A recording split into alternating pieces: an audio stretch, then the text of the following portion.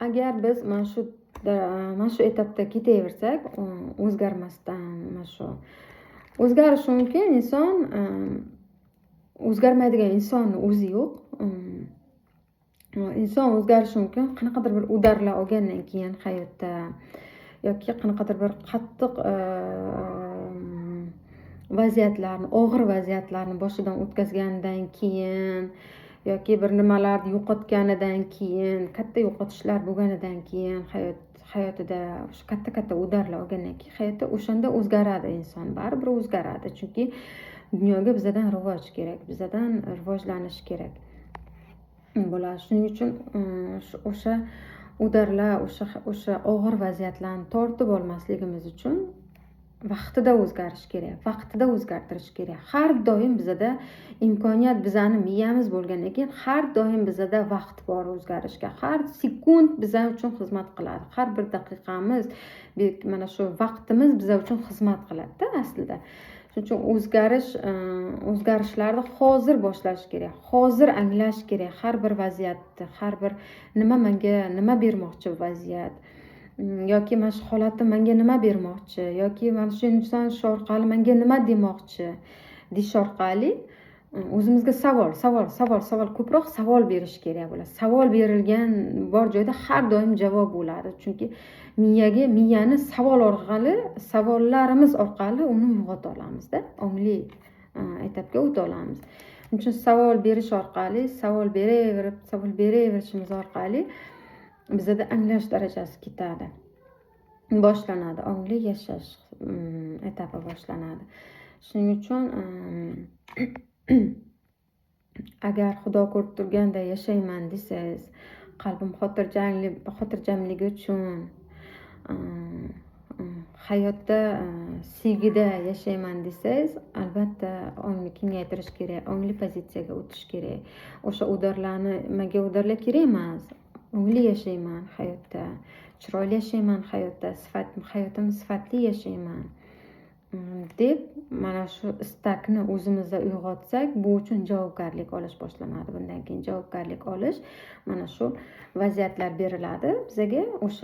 Chunki biz niyat qildik-ku. O'sha niyat qilganimizdan keyin o'sha niyatimiz soflik darajasi etapi boshlanadi. O'sha niyatimiz qanchalik sof, u niyat shaffoflashishi uchun, soflashishi uchun bizga vaziyatlar beradi.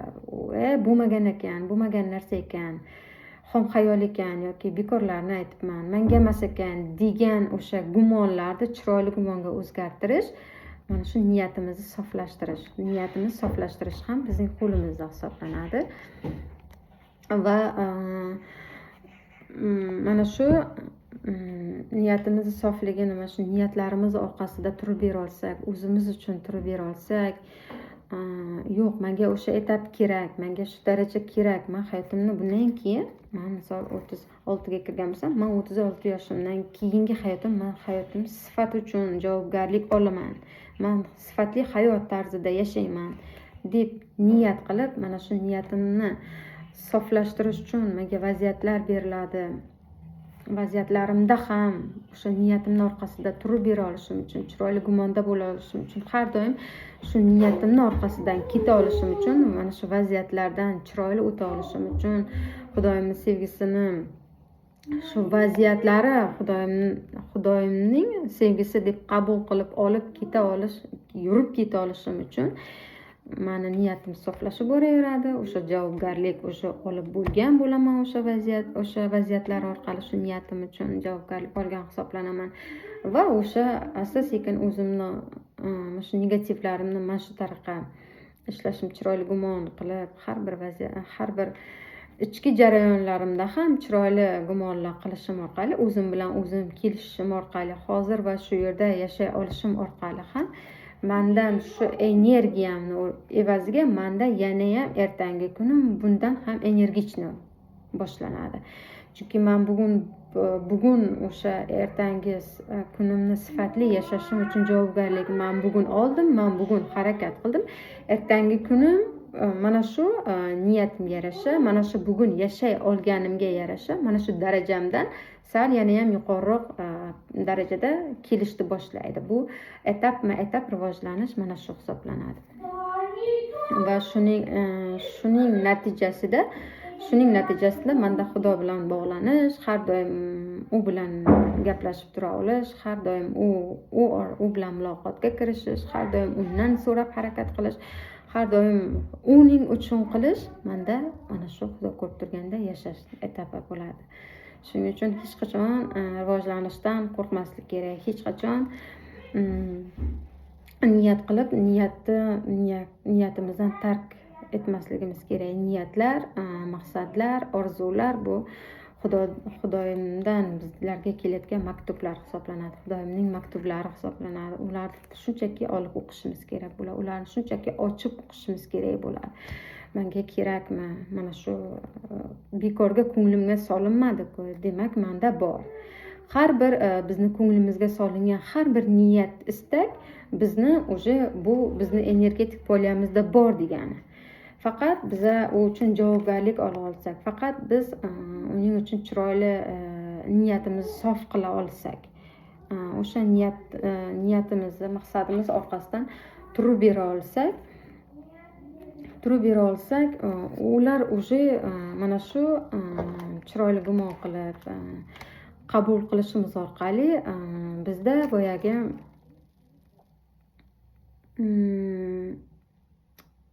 o'sha niyatimiz uchun harakat, jarayon boshlanadi. Bu energetik poliyamizda bor degani mana shu. O'sha niyat qildingiz, istadingiz, niyat qildingiz, niyatingizni sof qildingiz va o'sha uchun sizga resurs beriladi. Har bir vaziyatlarda siz uni qabul qilishingiz uchun, siz uni o'qiy olishingiz uchun, siz unga o'sha niyatni siz o'zingizda realizatsiya qilishingiz uchun shu vaziyatlar orqali bizda o'sha jarayon boshlanib ketadi. Bu mana shu bizni o'sha manda bor degani hisoblanadi. O'sha manda boshlandi, o'sha niyat uchun yo'l harakat o'sha boshlandi degani. Shuning uchun ko'nglimizga solingani bu bizda bor degani. Buni qabul qilish kerak. Bizda shunaqa nima bo'ladi, shunday jarayonlar bo'ladi. Niyat solingandan keyin ham menga emas deydigan joylar ham bo'ladi-da. Yo'q, menga emas, qila olmayman, uddalay olmayman. Yoki buning uchun pul kerak, yoki bu uchun menga o'sha narsa kerak, bu narsa kerak deb kim nimalarga bog'lab tashlaymiz. Eng asosiy narsa bu bizni ko'nglimizga solinganini o'zi yetarli. Shuni o'zini qabul qilishimizda o'zi yetarli. Faqat o'shanga ishonsak, iymon keltira olsak bo'ldi. U qanday bo'ladi, qaysi pul bilan, qanday kirib keladi hayotimga, yoki men qanday bo'lishim kerak, men unday qilishim kerak degan narsalar emas. Mana shuni o'zini qabul qilishimizda o'zi, ko'nglimizga solinganini o'zini qabul qilishimizda o'zi, Allohim men qabul qilishga tayyorman deb uni qabul qilishimizda o'zi bu javobgarlik, bu jarayon boshlandi degani o'sha maqsadga, o'sha niyatga. Faqat niyatni sof qilish kerak. Unga mana bu negativ gumonlarni chiroyli gumonga o'zgartirish bizni ishimizni ortishi, qo'rquvlarimizni ishlashimiz, bizni ishimizni ortishi. Agar maqsadlarimizga, agar niyatlarimizga erishamiz desak, ishimiz shu hisoblanadi. Biz yagona javobgarlik olib har kun o'zimiz ustimizda ishlash. Agar bilasizmi, dunyodagi 89% rivojlangan insonlar har kuni o'zini ustidan 2 soat o'zini ustida ishlaydigan insonlar hisoblanar ekan. 2 soat kamida o'zini ustida ishlaydigan insonlar, undan ham ko'p o'zini ustida ishlaydigan insonlar bor. Miyasini boshqarish